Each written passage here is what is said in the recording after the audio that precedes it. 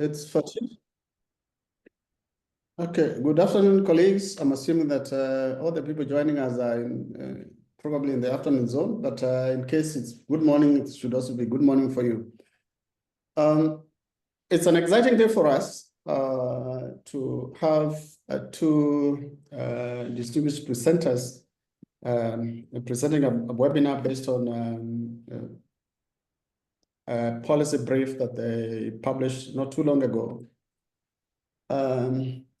But before we probably get started, let me ask the center director to say a couple of words. And by way of introduction, my name is Jacob Mati. I am the Deputy Director of Center on African Frontier and Social Investments, CAPSI in short, at the Wits Business School.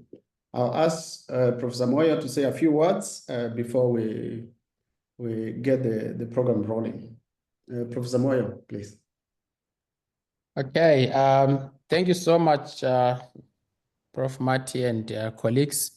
It is my pleasure to welcome everyone to this webinar that will be focusing on stronger humanitarian engagement requires local knowledge.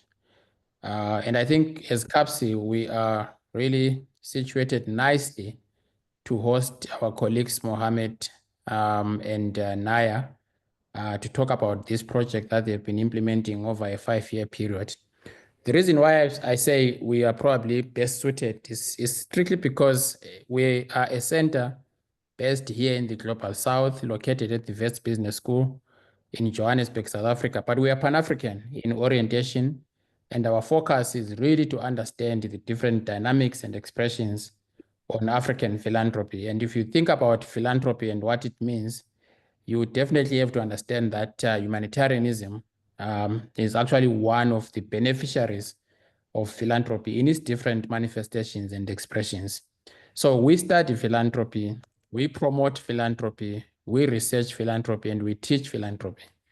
And we provide spaces for such conversations to take place, either through these webinars or through our collaborations with other like-minded institutions. For example, every year we hold an annual conference on African philanthropy, and this year we'll be convening in Cairo in Egypt at the end of July. But I find this topic very fascinating for me because we are currently engaged in debates that are talking about locally led development. And that in many ways is an invitation for us to think about what each particular context looks like, what it requires, and the different cultures that in many ways shape our forms of intervention. And humanitarianism is one intervention that universally is practiced either through the United Nations or through different actors, depending on where they are located. But as we know, not all interventions are done appropriately and correctly. Some actually miss the context and nuances of the local environment and local context. And so we are really excited to host our colleagues to actually take us through this program. And hopefully some of our students are also joining because this is an area that is less researched for us as CAPSI. And going forward, we would want to make sure that we collaborate with our colleagues from different centers across the world so that we can actually sharpen our focus on some of these research areas. So I want to take this opportunity to welcome everyone on behalf of the school, on behalf of the center, and wish everyone a successful and fruitful discussion. Thank you so much, and over to you, Professor Mati. Thank you, Prof. Moyo, for the warm welcome. Colleagues, like I said, it's an exciting time, as Professor Moyo has also alluded to, in the sense that this is an area where we probably haven't done as much as we would have expected. And a little earlier, as we were trying to make sure that the system is working for the webinar, you reminded us of several incidences that have been happening in our parts of the world where we sometimes have to rely on government declarations of a state of disaster so that aid organizations like ours can be able to act. And I think this particular project, whose policy brief is being presented today, does offer an opportunity to help us talk to certain elements about humanitarian responses or humanitarianism, as it were. When talking about partnerships, what does it mean? What are some of the models that probably worked? And this particular project is likely to, or has been able to unearth, as it were. It is also to help us understand when we say do no harm, what exactly does it entail in humanitarian context, but also the types and layers of accountability that are there in these arrangements. And I think this particular project will likely be able to help us to understand this. I know they will talk more about the nature of the collaborations that have happened in the research project.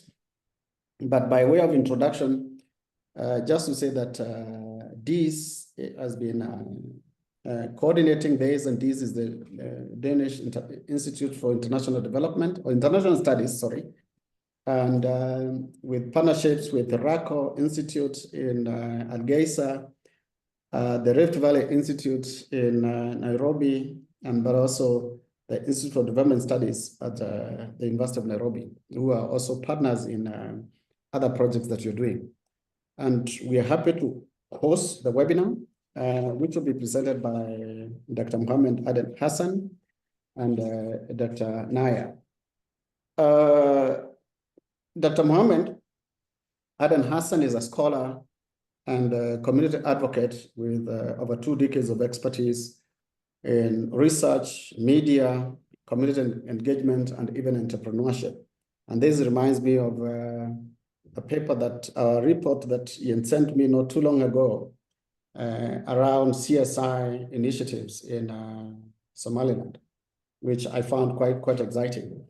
And a couple of years ago, he established a RACO Research Center in Hargeisa in Somaliland, which has had partnerships with, among others, Danish Institute for International Studies, DIS for short, and the University of Nairobi, the Rift Valley Institute, the Peace Research Institute in Oslo, and his current position is also as the editor, or in the total position in Bildan, an international journal of Somali affairs or Somali studies. He has also worked as a senior researcher and project leader in, among others, the Peace Research Institute in Oslo, DFAT, and Stanhope Center for Communications Policy Research, and is primarily focused on social policy, migration, accountability, aid accountability, remittances, youth, diaspora dynamics, and entrepreneurship. And then his co-author is Dr. Nauja Kleist, and Nauja is a senior researcher at the Danish Institute of International Studies, where she works on migration, immobilities, diaspora engagements in relation to humanitarianism and development, hope, uncertainty, climate change, gender, and belonging. And she has been conducting longitudinal studies on Somali diaspora engagement and return, but also in Ghana. She has co-edited the volume titled Hope and Uncertainty in Contemporary Migration, together with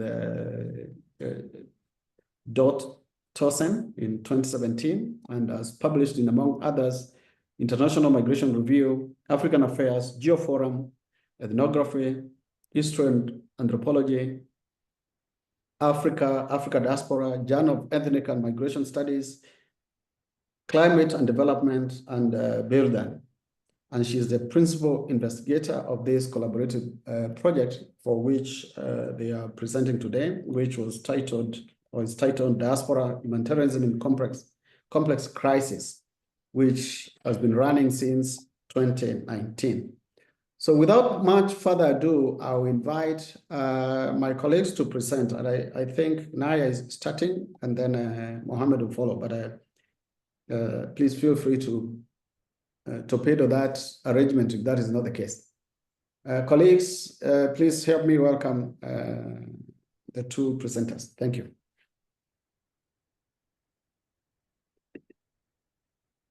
I thank you very much. I think I will kick off, and then Nauja will more broadly talk about the wider project. But let me start by saying what an exciting day, and I would like to start with thanking Professor Jacob and the Professor Moyo for the kind introduction, but also the opportunity to be part of this larger entity called CAPSI. And I think Professor Moyo is spot on when he says they're well placed actually also to accommodate this type of engagements because it has really more relevance across the African region in that respect. Professor Moyo also, I noted that he's bringing also an additional aspect to the presentation, which we haven't actually looked at, which is actually the connection with the state, and that is a good reason for that, because we were looking at from an international humanitarian perspective versus the sort of local actors, but I think that's equally relevant when you look at these structures and in terms of policy and how long it takes actually to act when humanitarian assistance is needed. So I'll talk a little bit about our brief and just also to leave room for more discussions and questions, because that will be really equally important, and I would be really interesting to see what wider experiences are there and learn also from others in their respective local areas and how they sort of approach this very crucial aspect of localization. And I'll start by saying I think the motivation came from we have two very effective institutions, if you like, the international humanitarian system and the Diaspora humanitarian system, and they both actually have the same aim, which is actually aiding people in need. And we were quite struck by the fact that there is no dialogue between the two, if you like, while they aid the same people who are in need, if you like. So that was a sort of a base actually to move on. And in that respect, before I dive into the brief itself, there are three key messages in that respect. So it's about acknowledging that localization is essential in international humanitarian effort. And there's a good reason for that. Of course, it's acknowledged. So in that sense, collaboration is also essential with local and diaspora actors, because that enhances the efficiency and impact of humanitarian intervention, if you like.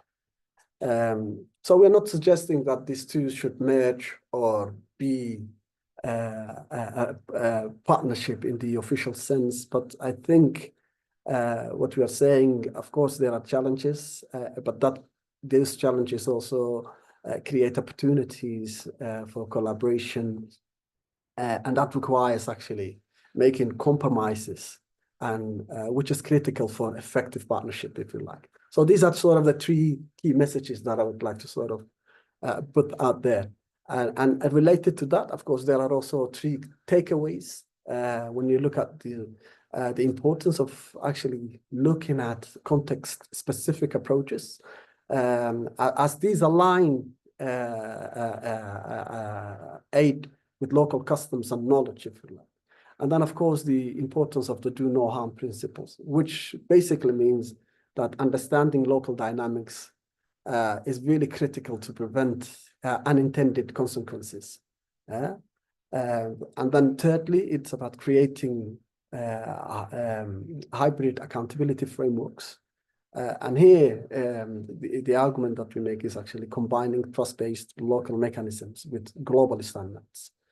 When we look at the Somali diaspora humanitarians in that respect, we are talking about independent, trust-based emergency relief efforts that is actually done by the diaspora.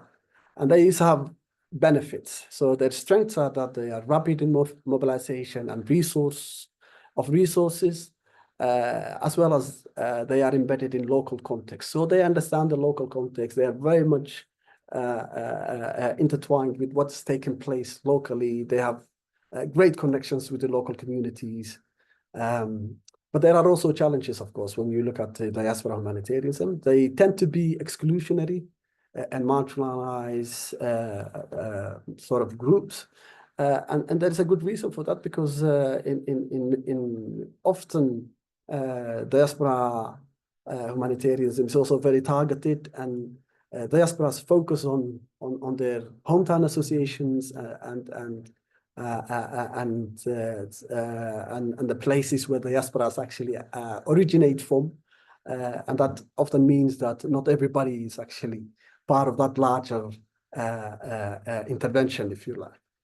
So there is therefore there is perceptions of partiality, if you like. So it's not, it doesn't accommodate everyone. And the second slide, if you like. So how do we sort of enhance the collaboration between the international system with its strengths and, of course, the local the diaspora system? So if we look at the international system, we could sort of argue that they are really have benefits in the scalability. They also adhere to global standards, and there is financial transparency, if you like. When it comes to diaspora, their strengths are within sort of the cultural relevance. They are, as I said earlier, faster in response, and they are pretty much accepted by their own communities. So in that respect, the way forward, and one of the arguments that we're making is it's to have joint decision-making councils between the two, if you like, and long-term working relationships. I think these are two ways of actually enhancing these two very sort of different systems that operate in their own in parallel, and these two ways are sort of suggestions that they can come together, if you like. But there are challenges and dilemmas, of course, and these needs to be, of course, and also taken seriously and looked at in more balanced way. So the speed and accountability is one way of balancing sort of the relationship. Another way of looking at that is also actually adapting to the rigid global procedures to local realities. This is really key because the international the humanitarian system adheres quite strictly to these global procedures, which is very much different when you come to the local realities. So there is really sort of a big divide in that respect. And I think really also what is important in that respect in addressing these challenges and dilemmas is sort of having mutual compromises to build trust and improve the outcomes. Without that, actually, the communication is just going alongside each other. So, so to conclude, of course, when you look at local involvement, which is really key, it's important to involve local communities in humanitarian aid efforts to make sure that they are effective and sustainable. So that's one really key areas to take away. And of course, working together, this means that combining the skills and resources of diaspora groups with international aid can help better meet the needs of communities in crisis. That's why really the collaboration also matters. And lastly, of course, there is a way of learning from each other. So the learning curve is really critical. So having open conversations and learning from one another can create strong and respectful partnerships in the larger humanitarian work. So without further ado, I'll stop there, and then of course we can have the wider discussion, but I would like to welcome Nauja to continue with the larger project of Diaspora Humanitarianism. Thank you. Yeah, thank you very much, Mohamed. And I will also start by really thanking CAPSI for hosting us. It's really a great pleasure and honor to be here. So what I'll do is that I'll talk a bit about the background and present our research project. Now it does, yeah, there it is. So this work comes out from the collaborative research project Diaspora Humanitarianism in Complex Crisis. As Jacob and Mohamed also said, this is a project now turning into almost a long-term project, going into our sixth and final year. It's a partnership between Diaspora Valley Institute and the University of Nairobi. And on the photo here, you can see most of the group with some external participants from when we first met, all of us a few years ago. So our overall aim in the project is to look into how diaspora humanitarianism is mobilized, channeled, and delivered in the Somali regions during complex crisis. And I'm not going to give you like a full or like an overview of the Somali regions as such, but in this part of the world, as in many other places, there are numerous like recurrent and intermingling kinds of emergencies, including drought, floodings, conflict, widespread poverty, etc. And of course, when you speak about that, there's always a risk of like overemphasizing crisis. So it is with this kind of like caveat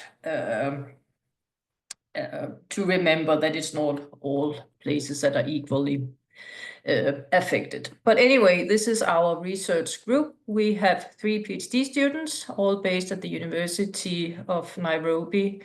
We have had 2 postdocs, one in relation to Raco in Somaliland and one at DIS, and then a group of 6 seniors like Mohamed and me and other colleagues.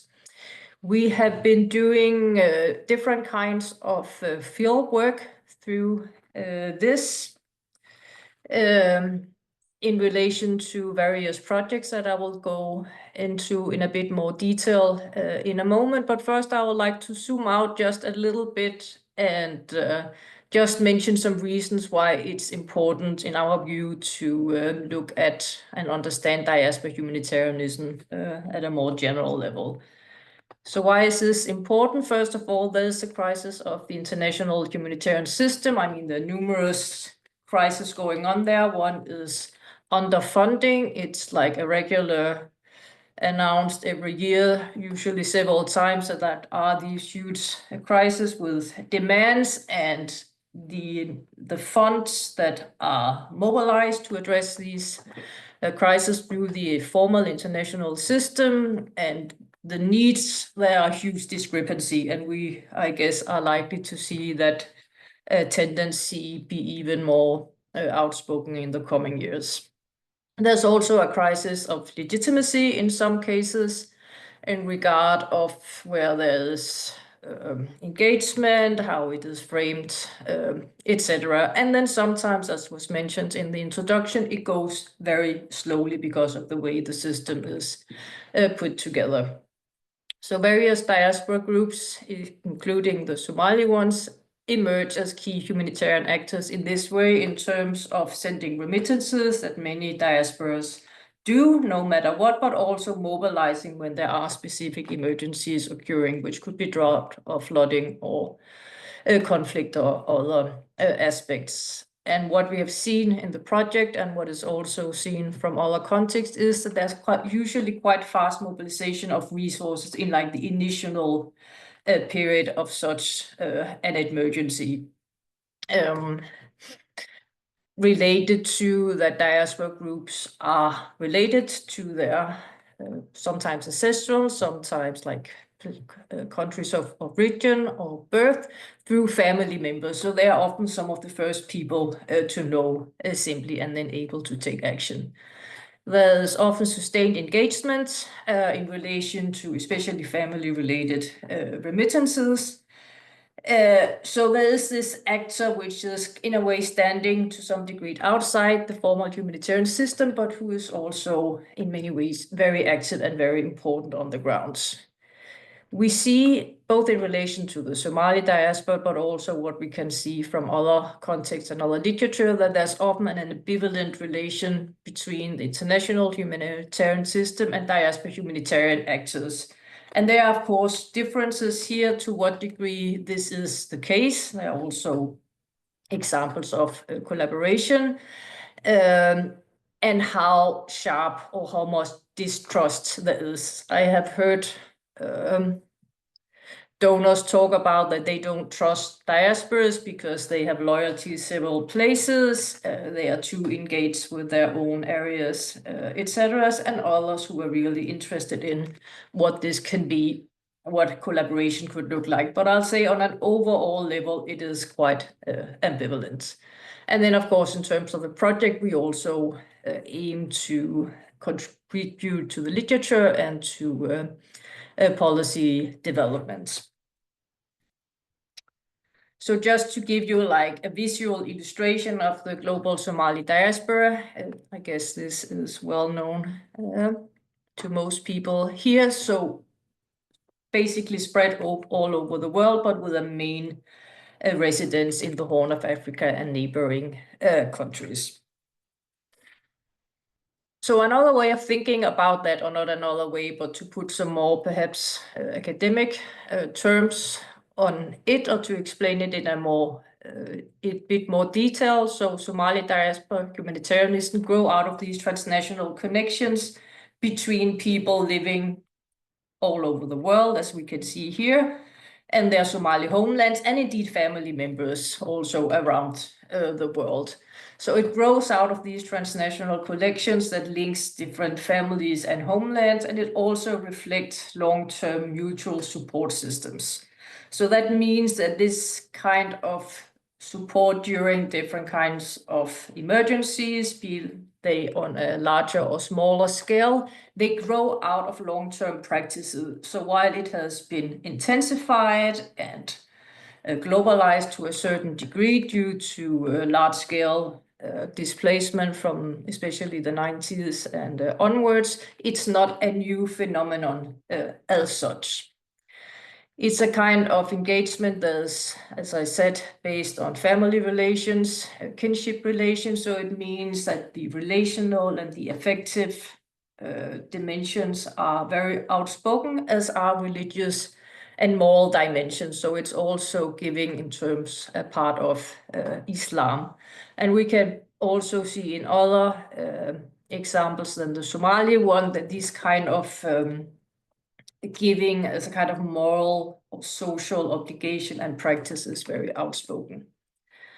As Mohamed said, also it mainly takes place outside the formal system, and it's characterized by being usually fast, as I also mentioned, and that the kind of processes and practices are usually trust-based and rely on social control and social trust rather than formalized bureaucratic procedures. So that means that all the time spent on bureaucracy, which is well known from the international formal system and from coordination with the cluster system, etc., that doesn't exist to the same degree, which makes it agile, it makes it fast, but it also makes it difficult to coordinate and control for external actors.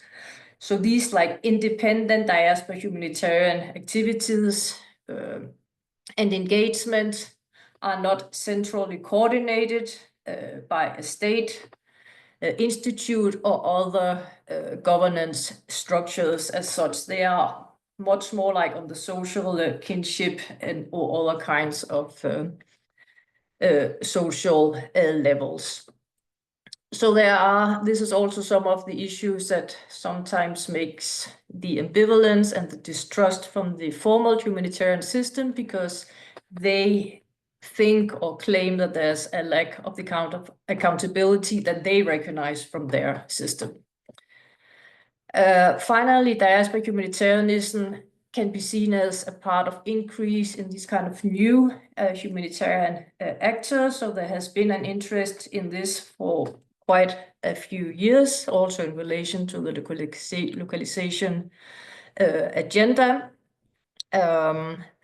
meaning that the formal system is looking for other kinds of actors and starting to recognize them. So like remittances, as we know, the international system in a way discovered remittances in the early 2000s, the World Bank, etc. But what really happened was that they realized this was taking place rather than identifying a new practice as such. And this, I will say, is the same case here. I will also say that when we talk about Somali diaspora humanitarianism, there's a certain risk of homogenizing the diaspora and overlooking various kinds of internal differences. And there could also be a risk of overlooking the importance of local actors, because one of the points that we have seen in our research very strongly is that there is, of course, a lot of collaboration with local actors, and again, the diaspora may also, there's return from diaspora groups, etc. So it's really much more complex than the diaspora being out there giving to local places. So in the research project, the overall question that we ask is, as I said earlier, what kinds of assistance do Somali diaspora groups mobilize, channel, and deliver to Somalia during complex crisis, and how? So what we look into in our different projects is at a more overall level, so the movement of different kind of phenomena between people and places, so affect, care, but also money, ideas, goods, supplies, etc. We look into the role of various kind of social positions where gender, there's a lot of interest in gender especially, but also in terms of generation. And then we have a question of the effects of mobilizing support and delivering support both for givers and for recipients. And to give you a bit more flesh, so in terms of our 3 PhD students, each of them have their separate project. So one of them looks at the role of social media, especially WhatsApp, in the mobilization of diaspora humanitarianism, so how it's organized, different groups, how it develops over time. Another PhD student looks into the politicization or the possible politicization of being engaged in this kind of humanitarianism. And a third on female Somali businesswomen in Zambia and their humanitarian engagement. And our 2 postdocs, each of them had been looking at the history and involvement of diaspora humanitarianism in the Somaliland case and the power dynamics of diaspora humanitarianism. And so the senior groups also have supported this and have like our own smaller projects also. We have been doing field work in various places. So in Somaliland, Somalia, Puntland, Nairobi, Zambia, in Denmark, in the UK, in Netherlands, plus some online interviews. We started our project just as COVID-19 hit the world, which meant that some of our field work was delayed.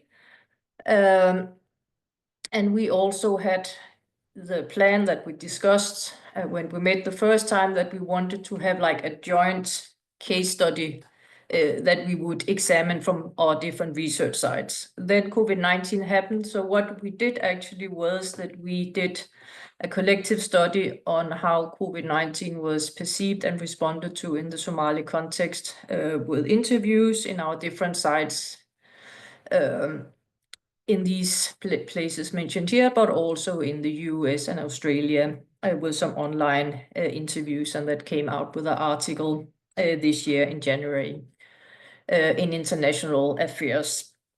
So we have been doing what could be called multi-sided fieldwork. Most of our PhD, I think all our PhD students and also our postdocs have been doing that. So they have been looking into fieldwork, done fieldwork in different sites to look, for instance, at say Nairobi and Mogadishu, or in Puntland, Zambia. So there is this emphasis on different localities in order to understand how this plays out, which is important when you look at diaspora engagements.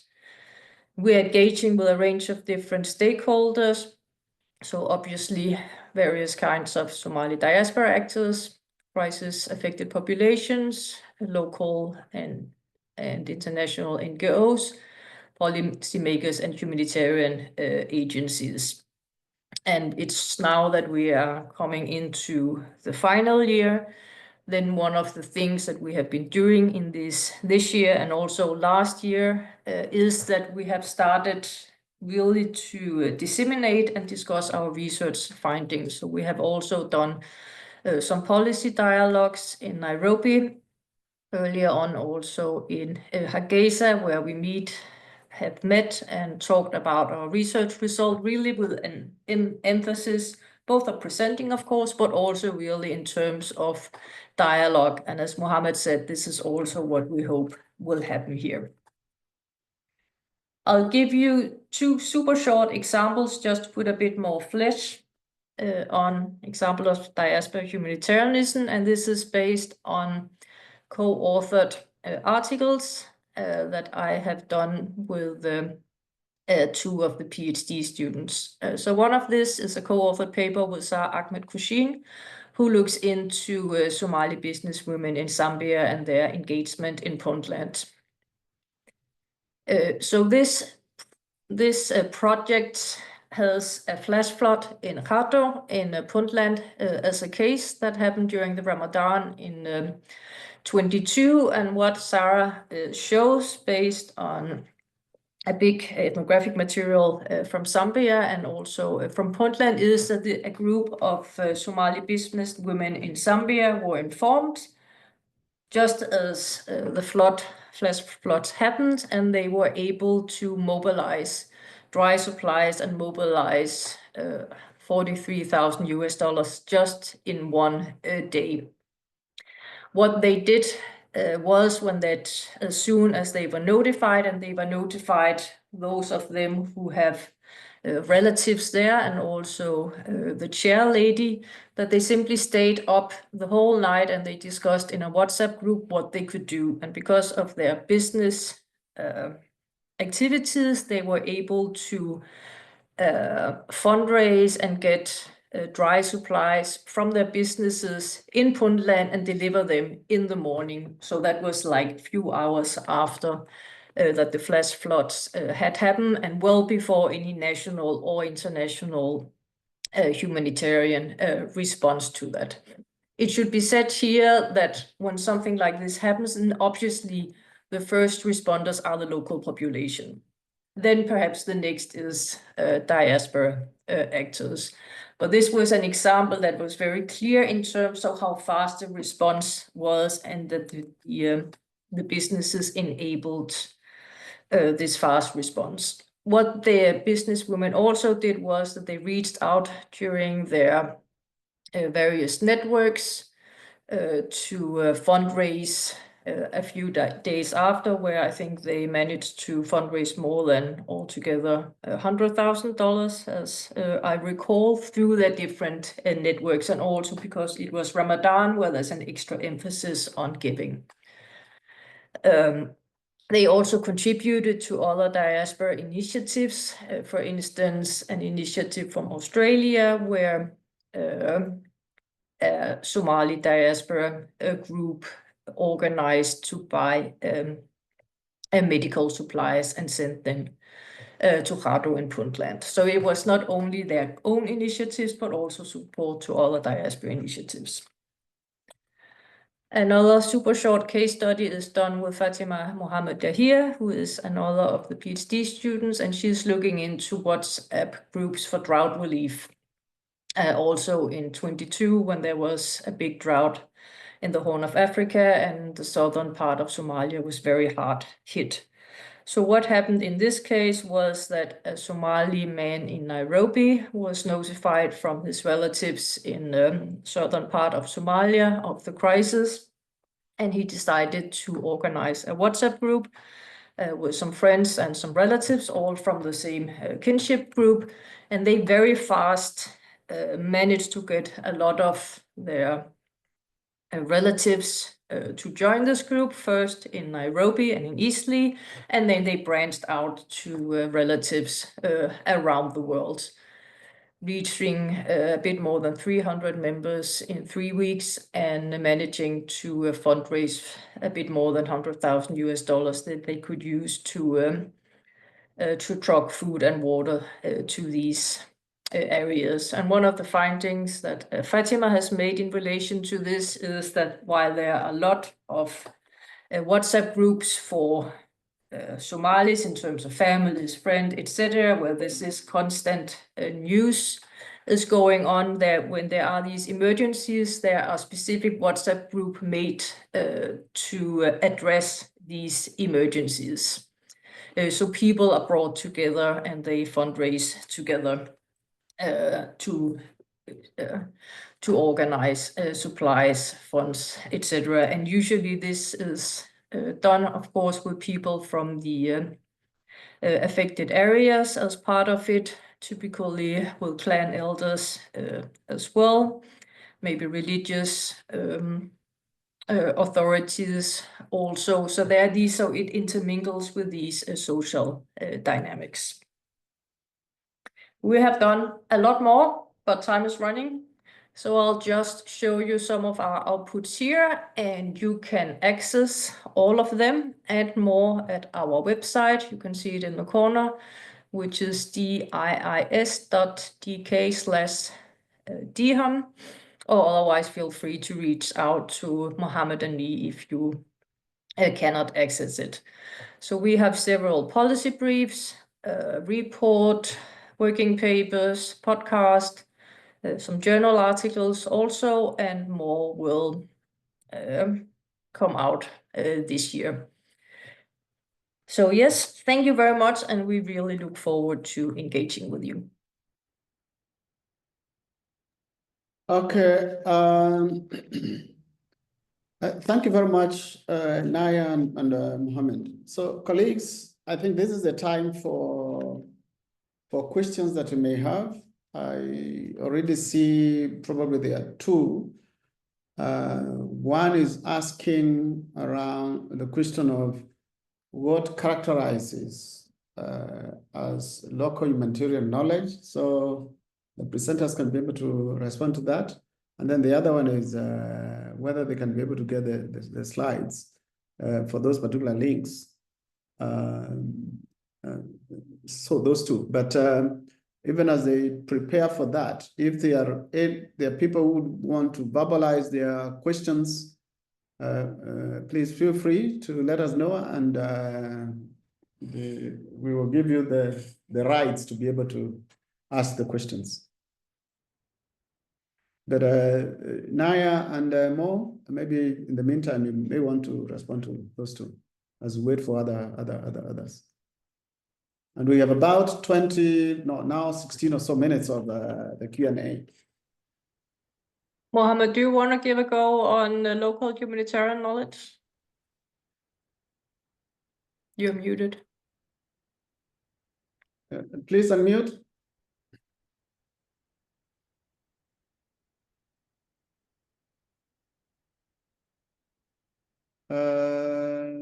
I don't know. You're muted. Yes. Yeah, Okay. it requires your permission to be unmuted. So, okay. Good. I think that's an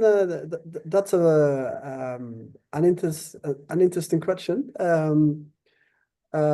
It is about, of course, for us, it's about understanding sort of local cultures and traditions in that respect. And this means it's about building trust with communities. It's knowing about local resources and networks, because these two really matter when you talk about the characteristics of localization. And really, what is also very important in that respect is that you stay neutral in these, especially in conflict areas with, where that happens in our case and in various Somali regions. So keeping your neutrality matters then in that respect. And of course, the idea is to adapt aid to local needs. Again, something really important for the efficiency and impact for humanitarianism. And I think we should also not forget about that we learn also from the past in that respect.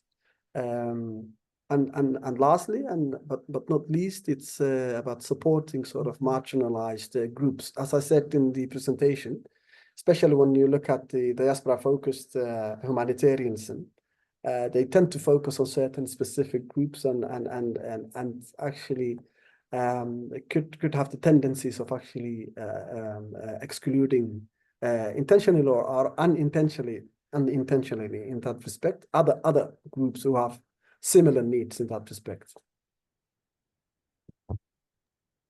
Yeah, Thank you.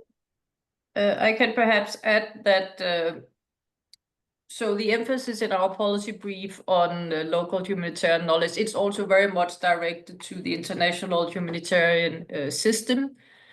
And the emphasis, the interest there in localization.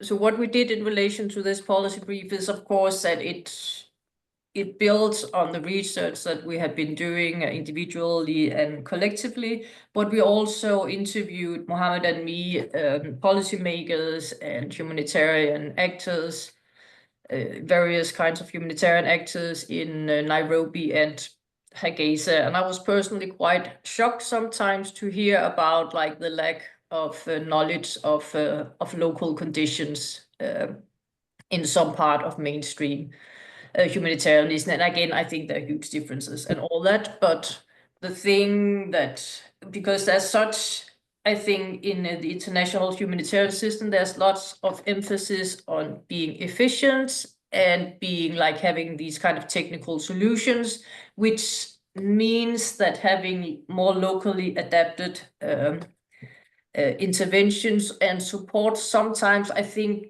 kind of doesn't happen because it's cheaper, seen as cheaper or less costly, unlike on the short scale, to use what you do elsewhere, because you already have the supplies, you have like the procedures and all that. So the emphasis on, so there's both, as Mohamed says, there's like knowing and respecting what goes on locally in terms of traditions, and what is already happening on the ground in terms of different kinds of support. And then the dilemma with, so it may be more expensive to buy locally. It may take more time to do all this, but when we look at what should be the aim of humanitarianism, and if it should be respectful and localized and all that, then it calls for some consideration in terms of changing that. And I had this very interesting experience that I was part of a panel in an international humanitarian organizations, and everybody agreed that localization, that's the thing to do. But then when it comes to, for instance, buying locally, which is more expensive, versus, as they framed it, saving lives, it becomes difficult. And I think these dilemmas, this is put on like, in a quite dramatic way, are really also something that we are interested in throwing light on, that there are a lot of quite difficult dilemmas, but there are also a lot of opportunities to enhance what is going on. Thank you. Thank you. Any other questions or comments, contributions? It's still early in the year. It seems like some people are still on the Christmas break. But we are all on the Christmas break, as it were.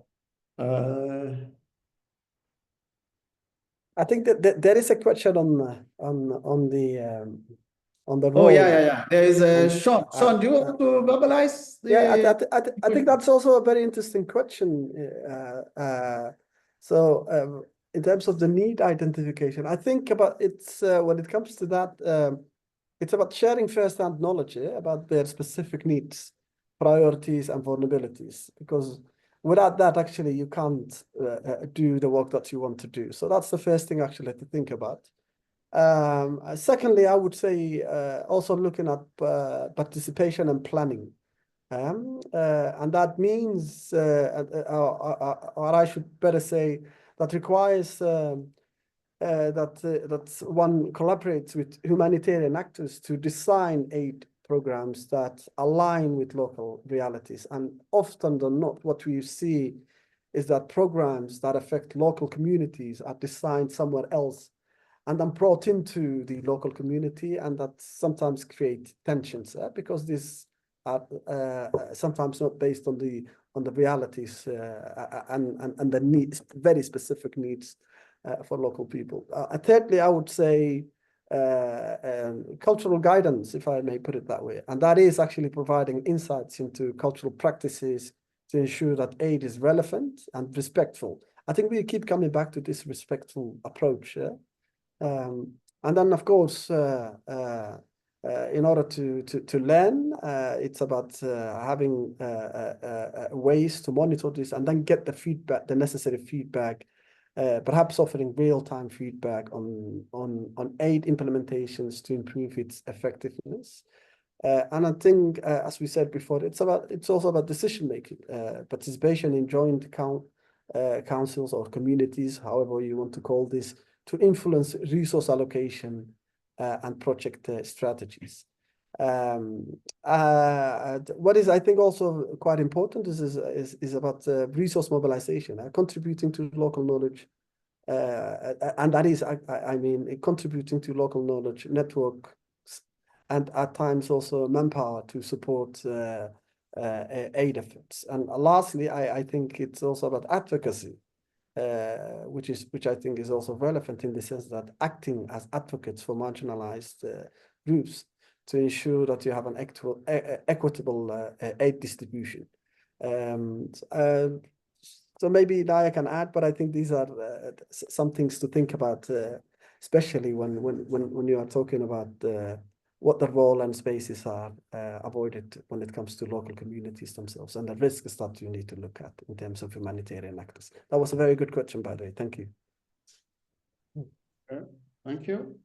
Yeah, I think one of the problems is that often in like the international system, they aren't afforded any spaces or roles as such. That said, when we talk about diaspora humanitarianism, there's also a risk of ignoring how many Somalis, for instance, or so-called local people who are actually active in humanitarianism. So sometimes like the binary can perhaps be a bit exaggerated, because there will be people locally, local staff on the ground who are, you know, it's a bit harder to say what is who is diaspora, who is local, etc. But in terms of like procedures, it's a problem that there isn't this space.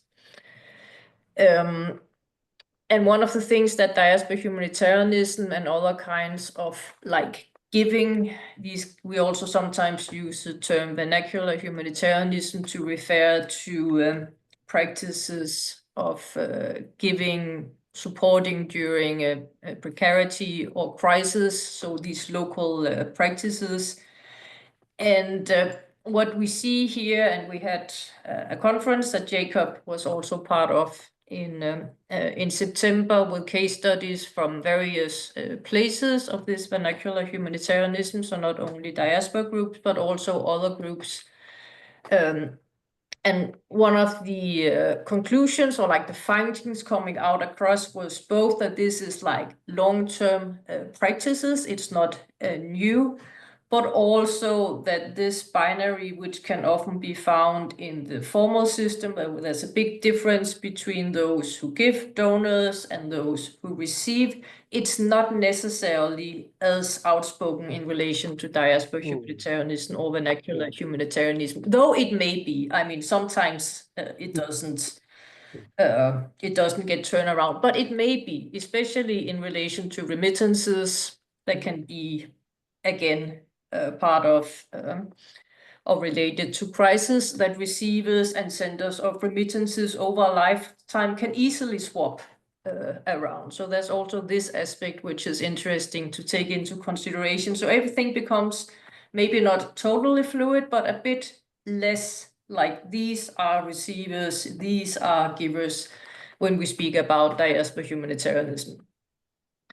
And another point that I would like to make, since we have a bit of time, is also that during one of these policy dialogues that we had in Nairobi last year, we had this discussion, so what can the formal system do? So there are these, as Mohamed talked about, these different setup in terms of having hybrid accountability formats. What we also talked about was that maybe the role, one of the things that the formal or international system can do is to have more emphasis on communicating rather than a wish to coordinate diaspora humanitarian activities. Because that's also what we see a lot, that there is this urge of, if only we could coordinate so we could decide where their resources should go, then we, meaning the international humanitarian system, could be more effective. And there's a very strong, one of the messages from our project is actually that this desire of like an overall coordination of diaspora humanitarianism from the formal system, that's not what we see as a way forward. It's much more like the local aspect, and it's much more that the formal system can communicate certain aspects and have this as an ambition before large-scale coordination. Okay, thank you. I think there is another one from Said that is asking, there is a misconception which is driving many Somalis and African youth to migrate overseas, especially Europe. This can be a risky journey. How do we empower young people to do it? To change that narrative. Yeah, and I think in addition to that, probably one of the things that I'm also getting out of this is the tensions between quote unquote local vis-a-vis the international.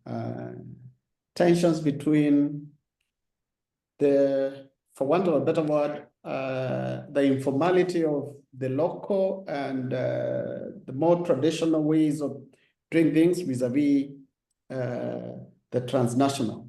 And I'm wondering how, for instance, or whether you've come across cases where there has been successful collaborations between, let's say, local networks. They could be local but transnational at the same time, for instance, diaspora, even at the risk of the exclusions that Mohamed talked about. They may be clan-based, they may be area-based, and therefore may not necessarily want to go beyond the clan.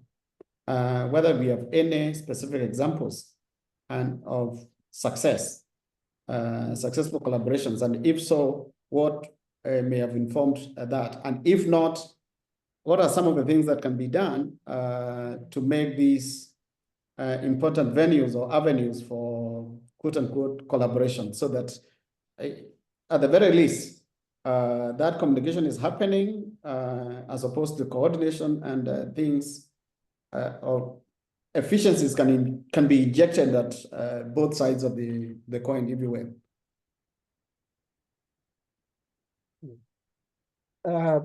Shall we first look at the? I'll take the first question, and then maybe we can come back to Jacob's intervention. So the question is about, there is sort of a misled concept which is driven by Somalis and African youth to migrate overseas, etc. So, and the question here is how do we empower locals to change the narrative? That's again an interesting question. I think really this is a quite broad question. So it comes back to how do we sort of create economic opportunities for young people. So this is about investment and job creation, of course.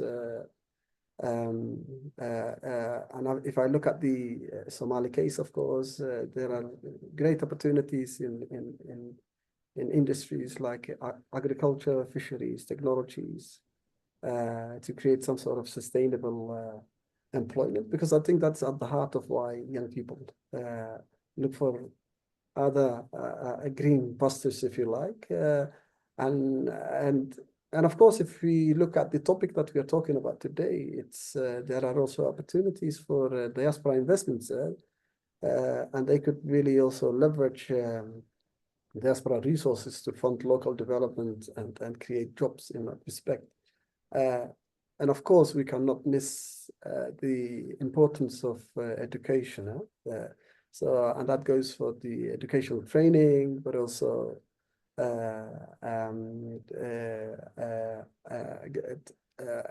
advocating and raising awareness about youth education and opportunities within the country and the risks of migration. This is also really key, because that's often not talked about in a way that actually raises sort of the dangers of migration. I think in the past, what we've done some work on promoting role models, showcasing success stories, highlighting sort of locals who have built successful lives without migrating, and also looking at youth ambassadors, encouraging youth leaders to advocate for opportunities at home.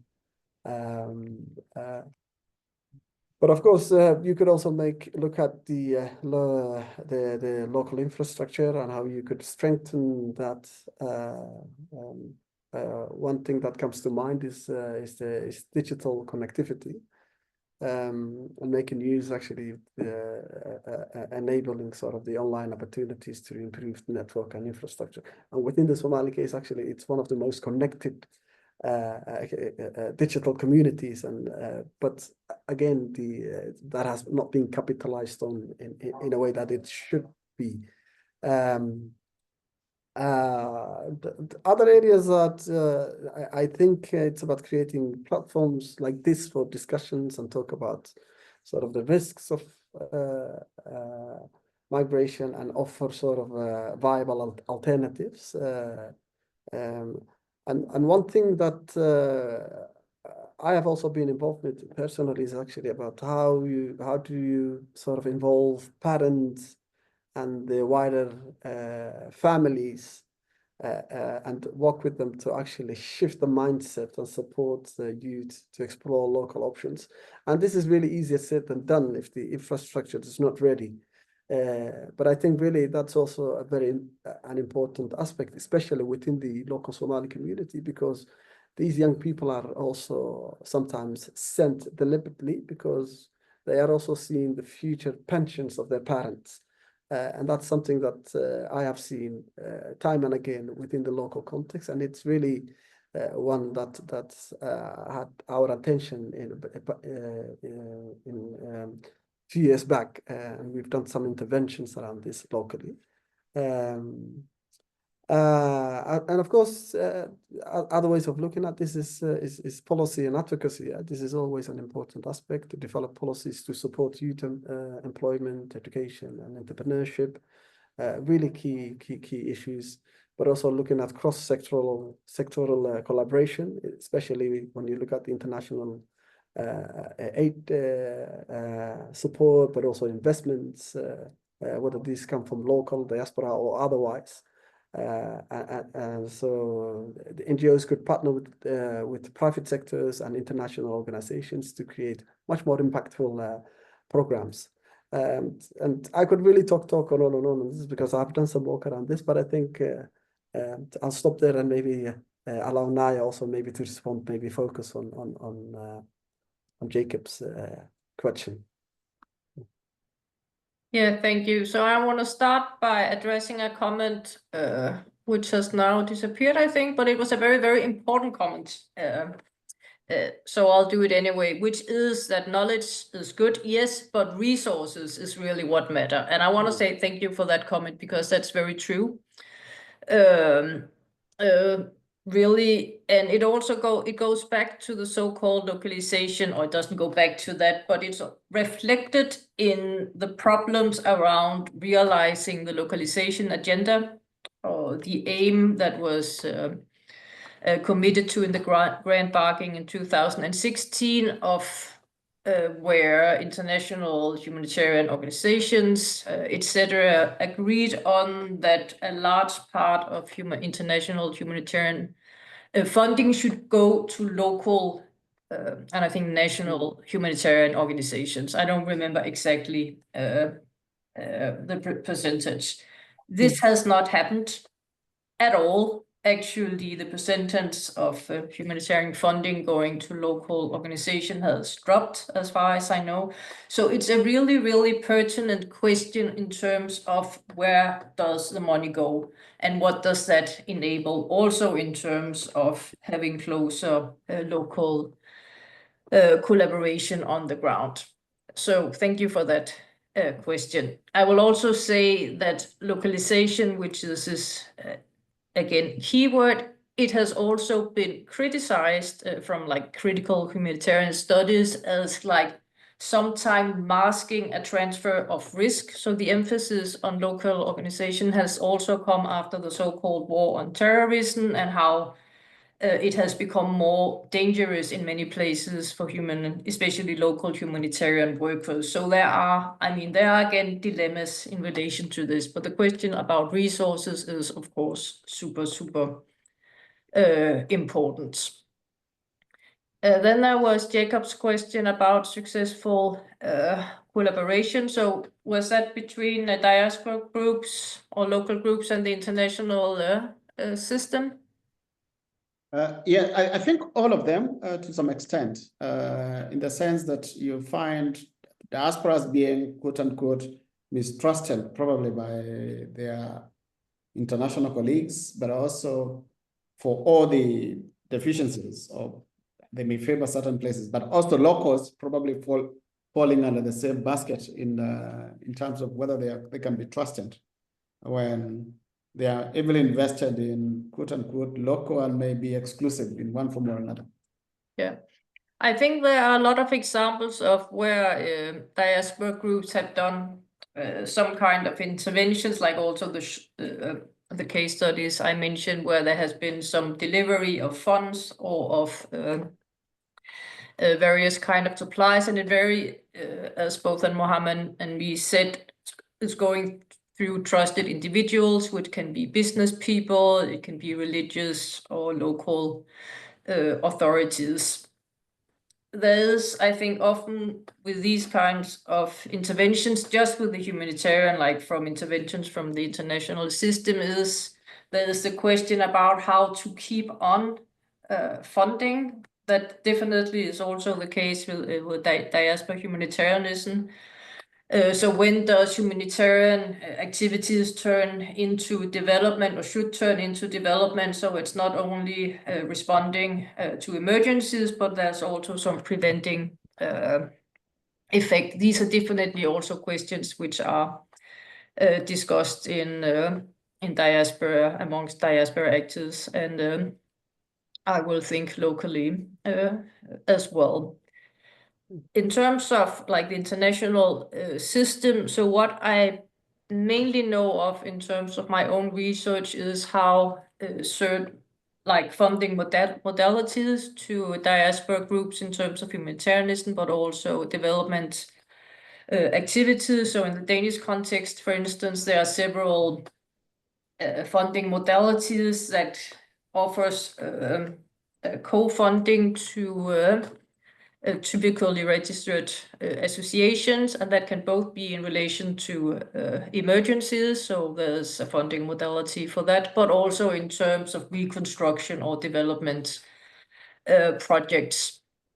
And that's something that I've been looking into for some years, and what we see there, and I've been mainly looking into it from like northern perspective, so I haven't been on the ground, which actually really makes it very hard to say whether they are successful or not. But some of the, anyways, the foundings that I saw in relation to that is that it can sometimes offer opportunities to do projects that wouldn't be done otherwise. So for instance, I looked into some Swedish funding modalities where there was emphasis on human rights, women's rights, minorities, because it's at the time that reflected Swedish development agenda as right-based and equality and all that has since changed.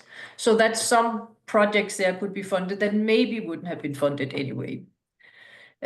Another interesting engagement activity was that during a big drought, I think in 2017, in the Somali case, a group of Somali Swedish tech young men got together and they made a mapping of the drought in the Somali regions, where it was both indicators where there were the most needs and where there had been intervention. So it was like crowd, I don't know the technical terms, but it was like crowd knowledge in terms of getting this information. So that was also, I think, a very useful and interesting project that went on the ground there.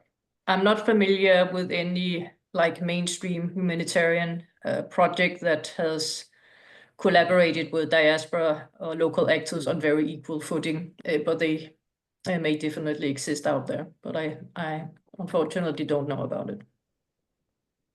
Okay. Thank you very much. I know people may have more questions, but unfortunately we have to end in exactly 3 minutes, if I'm not mistaken. And I think first of all, I want to thank Nauja and Mohamed for the presentation, and I think for opening our eyes to some of the things that probably in our own academy we haven't paid as much attention, or rather at the center, as would be the case, even though we find ourselves at the probably getting those spaces that where you guys are operating in terms of some of the projects that we have had. And I think this, I think I'll be speaking to some of my colleagues who I'll say this is an eye-opening thing in so many ways for us, because it's an area probably of more collaborations. I hear some of the things that are coming out of this particular project, and which have been presented today as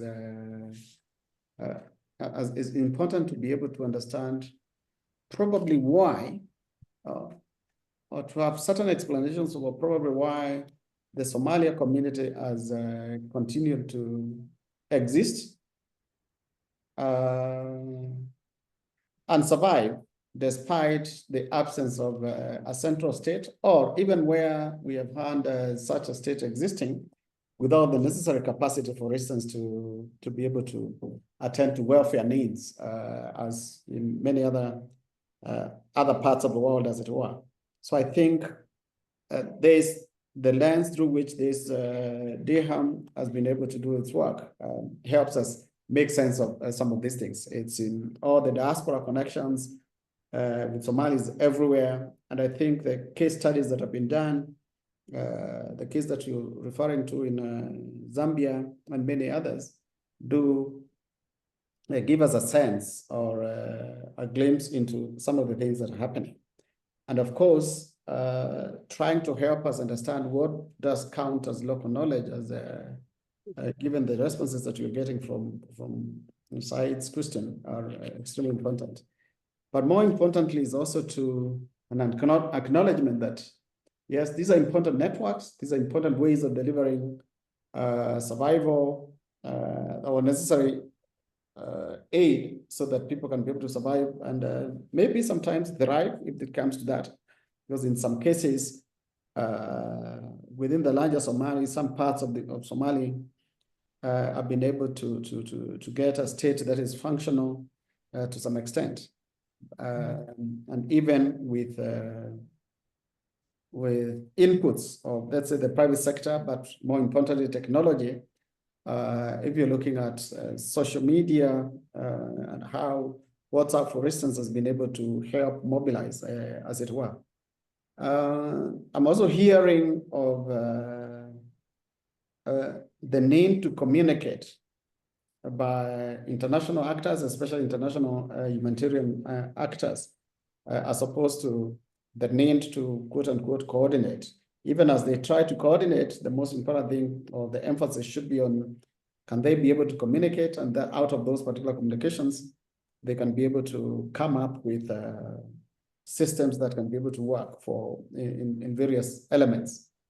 I'm hearing when it comes to local knowledge, it's that particular ability to be able to know all the complexities and nuances of these crises and humanitarian context, which are extremely important in helping to understand what would do no harm, for instance, mean in this particular context, which would mean if you want some effectiveness in the way you quote unquote localize, you need to be aware of all the moving parts or the variables at play.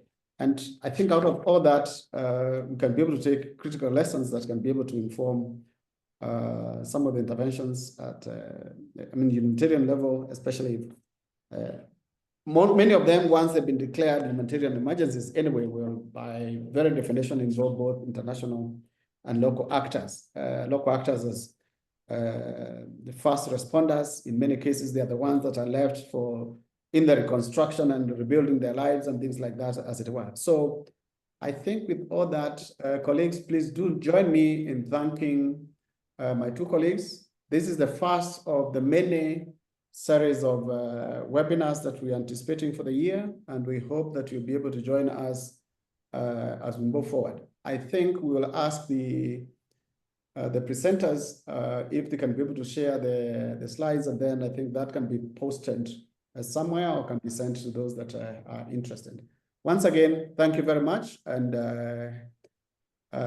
we feel delighted by your presence and your presentation and everything else. Thank you very much.